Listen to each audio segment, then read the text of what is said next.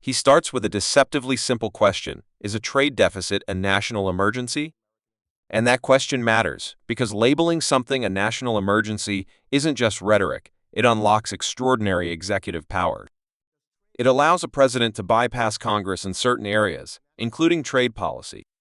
Mr. Bessent, I'm just a plain, simple man, the average, everyday American is looking at this hearing today. So can you tell me, first, does trade deficits constitute a national emergency? The hollowing out of the U.S. manufacturing No, just yes or no. class. Yes or no? Yes or no, It's a sir. national emergency, sir. It does. It does. You're telling me trade deficits equals a national or creates? Persistent and prolonged, Okay. yes, sir. And do you know also, sir, that for the last 4 decades, we've had trade deficits in the United States of America, and nobody said it was an emergency? Democratic and Republican presidents? You know what that says to me? That it's not an emergency, because it hasn't been for 4 decades.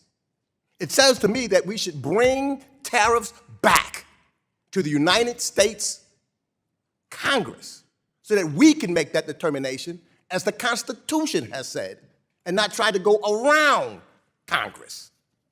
That's just unbelievable to me. Let me ask this question. Maybe I missed it. Who was the president, and who has been the president since January 20th, 2025?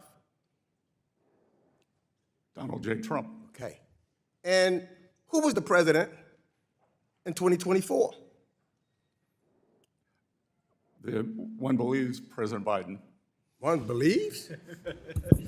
You one of those non-believers that the election, the American people didn't vote? I am not. You're not? You said one believes? Do you believe in the Constitution of the United States and it should be abided by? I believe in the Constitution of the United States. So you believe in it without any second thought. You don't have to think about it. You believe in it and you would abide by it. Is that correct? I have and I do, sir. Okay. But do you know that a president has said he may or may not? He don't know? Let me ask this question. I couldn't believe my ears.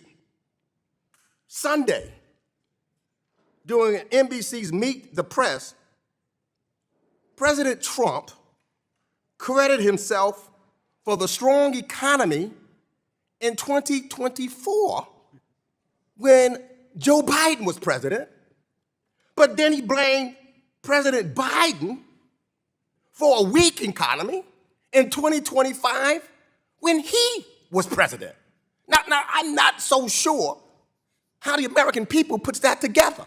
In 2024, strong economy, he tries to take the credit. In 2025, when he's the president, he blames Joe Biden. That doesn't make sense to me.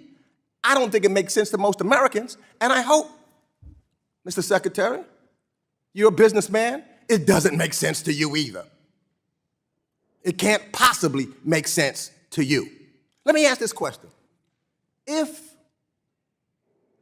a government, say, look, Argentina, I remember when I came here, and Argentina kept failing to pay its debt. Not once or twice or 3 times. And we were all upset about it, and we said that they needed somebody needed to take over their government. You know, somebody should help the president of Argentina. If the United States didn't pay its debt or something like that, we'd be very upset about that if we couldn't pay our debt. I mean, that's one of our focuses. Is that not correct?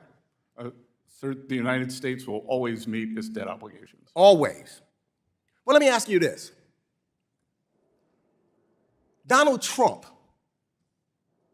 the deal maker, and you didn't answer Ms. Velasquez's questions, no deals, although he said 3 weeks ago that there would be deals. But Donald Trump, not once, not twice, not 3 times, not 4 times, not 5 times, but 6 times failed to pay his debts on his business and went bankrupt. And you're going to call that a good businessman? The gentleman's I wouldn't time invest has in that expired. company. When Scott Bessent answers yes, Meeks immediately challenges the logic. For over 40 years, the United States has run trade deficits under both Democratic and Republican administrations. If something has been consistent for decades, can it suddenly be rebranded as an emergency to justify sweeping unilateral action? That's the deeper constitutional issue Meeks is raising. The Constitution gives Congress, not the President, the authority to regulate trade and impose tariffs.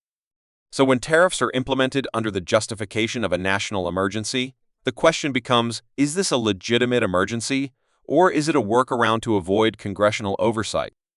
From a Democratic perspective, this is about protecting the balance of power. It's not just about tariffs, it's about whether any administration can stretch definitions to expand its authority.